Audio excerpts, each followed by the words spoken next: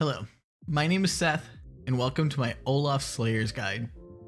I've been playing a ton of Slayers in top 200 lobbies, and let me tell you, this comp was strong before the patch, and it's going to be even stronger after the recon nerfs. Today, I'm going to give you a top player's view on how to play the composition, what chosens to use, the itemization, how to play the early, mid, and late game, as well as some positioning tips to get you started. Slayers is a hard comp to play. That's because you have so many options of what you can play and so little core units you actually need to play. This comp also has a medium item dependency, and although you can use all items well, it does have a preference of what items it wants to have.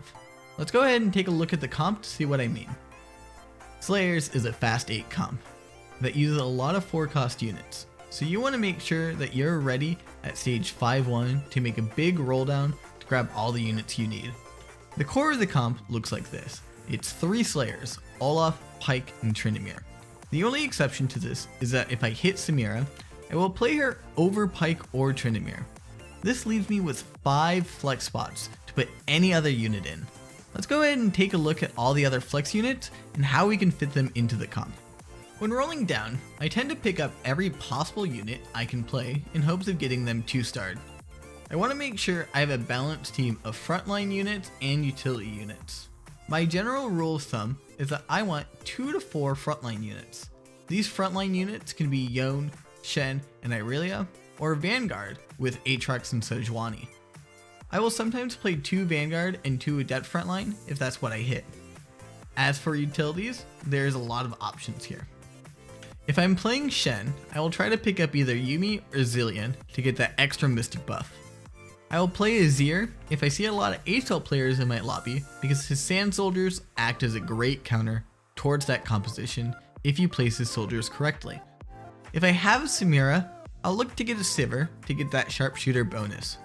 Morgana and Swain act as a great utility and extra frontline, and I'll end up playing them most of the time if I hit the pair of them. And lastly, if I'm close to Dragon Soul and have the Vanguard buff, I'll go ahead and play Braum to get those extra synergy buffs. Here are 2 examples of comps that I have ran in actual ranked games to show you how I piece together compositions and what they should look like. My chosen pick list looks like this. Olaf is the strongest chosen you can get, either letting you drop a weak Slayer or giving you the chance to put Dragon Soul buff on him. The next pairs of chosens that I would take are the Vanguard chosens, which let you play a more dynamic front line by only having to play 1 Vanguard instead of 2.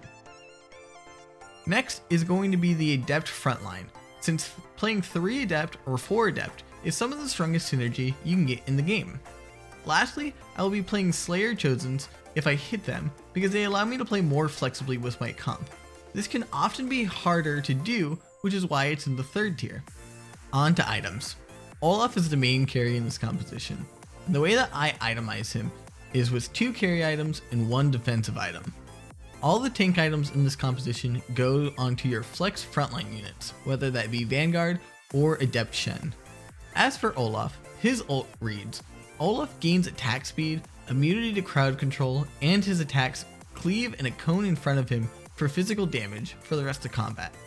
What this means is instead of his melee attacks only hitting 1 unit, they now spread out the damage to the units behind them, meaning that Olaf can hit and auto the backline as well.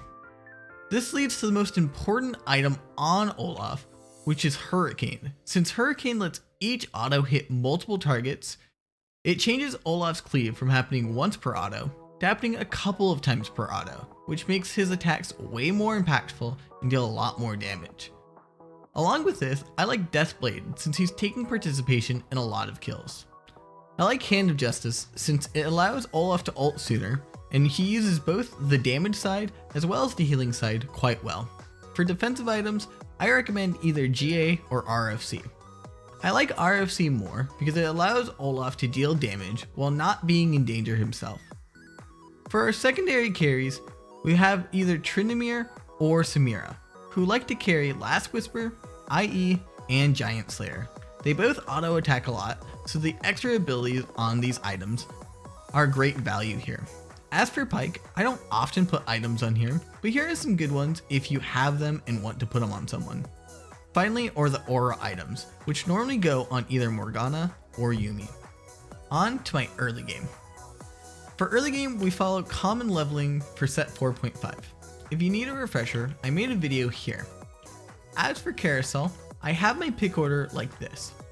I have bow as number 1, because even if you have a ton of bows, you can make great uses for them, and this comp seems to want 3 to 4 bows every game anyway, so I don't mind picking up the extras.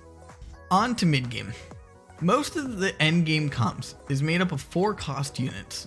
This means that you can safely invest into 1, 2, and 3 cost units and not have to worry about selling them later when you need to move into your late game comp.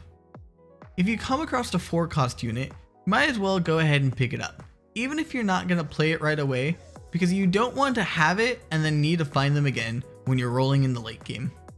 Finally, fight hard for the mid game in stage 3 and 4. If your comp is weak, you might want to roll down 10 to 20 gold to try to find that 3 cost 2-star carry to help you win streak into stage 5. I will often sell my weak chosen at stage 3-2 or 4-1 and try to find a stronger one to win streaks through mid game. On to transitional carries. These are units that can hold items throughout the early and mid game and do not end up in your final comp. This means you can put items on them early and then sell them when you find your late game carry, no problem. We are looking at transitional carries today for Olaf and Tryndamere. For Olaf, in the early game, I like to have Nidalee or Zed because they hold items great, and if you build around them, you can win streak to stage 5 no problem. For mid game, we have Kindred, Callista, and Shyvana as strong item holders. As for Tryndamere, we have Tristana, Diana, and Yasuo, and for mid game, we have Sivir, Katarina, and Akali. Let's go ahead and look at some mid game compositions to show you how to use these carries. First, we're gonna have a Jax, Nasus, Vladimir, Callista, Sivir, and Teemo build. This will give us 5 synergies and use 2 transitional carries, one for Olaf and one for Tryndamere. The next one we have is a J4, Garen, Wukong, Kindred, Katarina, and Diana. This is going to give us 4 synergies and again has 2 dynamic item holders for Olaf and Trynd. Finally, I'm going to show you is this 4 brawler, 3 dragon soul consisting of Vi, Shyvana, Maokai, Tahm Kench, Tristana, and Brand. Shyvana is a great item holder for Hurricane, and with the 4 brawler buff, she gets that extra AD to good use. Late game starts at stage 5, and around here is when I start rolling down to hit my final comp.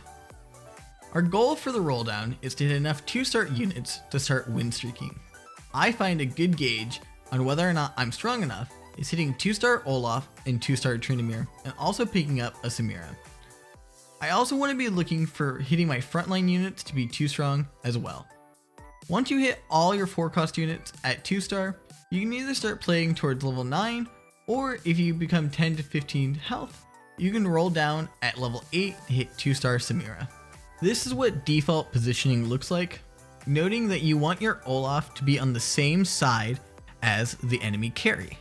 In this example, we have the Olaf right in front of the Asol. With Asols, we want to make sure that we're positioning the Azir token and the Sand Soldier token as far away as possible so that Asol's Blast will miss out on the Tryndamere here. We have the second one positioned slightly off, so once the first one is dead, he starts targeting the second one instead. This is great because it lets our Olaf cleave onto the carry without actually being in danger himself. Next is positioning with RFC, which is very similar, but instead of being in the front line, we're going to pull him back and move Sejuani in front of him. That's because Sejuani is a really great defensive unit that can slow down the pace of combat, so it gives Olaf plenty of time to start building up his stacks. Some advanced positioning tricks against assassins can be putting all your units in a corner so they clump together, and to stick a vanguard in front of the assassin that's going to land on. So here we have a Zed with RFC. We make sure to position directly in front of the Zed with RFC so that Zed lands right here and loses the advantage of having RFC and not being in combat. Next, he's going to target the Sejuani while our Olaf cleaves onto him. This is going to let us deal with that Zed as quick as possible and making it so that we can deal with it no problem. Next, we have how we deal with splash damage. And the great part about that is that we're already really strong against splash damage. See that this is our default positioning. The only thing that's important here is that we want to make sure that our Olaf is positioned directly across from the carry. So if the Kayle was right here, we'd want to make sure that the Olaf is on the left side. But if the Kayle was on the right side, we'd want to make sure to flip our board so the Olaf was on the same side as the Kayle. Thanks for watching my Olaf Slayer's Guide. If you learned something, go ahead and leave a like on that video, because that's the only thing the YouTube algorithm really cares about. Let me know in the comments what you want me to make a video on next, and if you can subscribe, I'd appreciate it.